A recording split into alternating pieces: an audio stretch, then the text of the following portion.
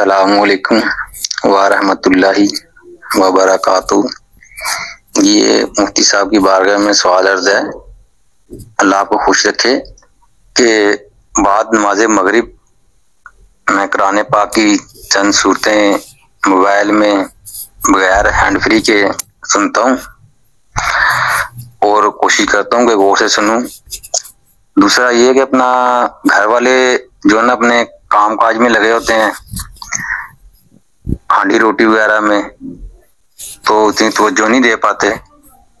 तो अब ऊंची आवाज में मोबाइल की ये आवाज होती है, तो क्या उनके लिए भी सुनना और से बैठ के एक जगह फर्ज है? इरशाद फरमाएं, इस मसले का जवाब इरशाद फरमाएं। जज़ाकल्लाहु खैरा। अस्सलामु अलैकुम व रहमतुल्लाहि व बरकातुहू। जी वालेकुम सलाम रहमतुल्लाहि व बरकातुहू। आपका सवाल है कि नमाज मगरिब के बाद आप मोबाइल के अंदर कुरान पाक सुनते हैं, इस दौरान आपके घर वाले, आपकी फैमिली के लोग घरेलू कामकाज में मसरूफ़ होते हैं, क्या उनके लिए भी सुनना ये लाजम है?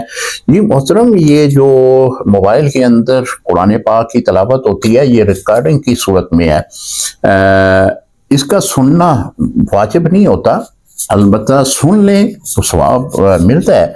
अगर कोई इस तरह कामकाज में मसरूफ़ हो जाता है और कामकाज के दौरान वो अपनी गुफ्तगू भी शुरू कर देता है, तो शरन उसके ऊपर कोई गुनाह नहीं है, क्योंकि रिकॉर्डिंग की सूरत में कुरान पाक को सुनना ये वाजिब नहीं होता।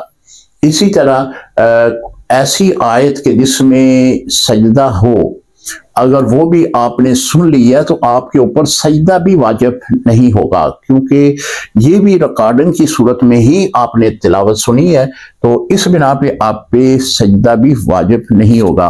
लिहाजा अगर आपकी फैमिली के लोग जो हैं वो इस तिलावत के दौरान ही वो कोई बातचीत कर रहे हैं, तो शर्म कोई मज़ाइका नहीं है, उन पर गुनाह नहीं होगा। अस्सलामु अलैकुम रहमतुल्लाहि व बरकातुहू।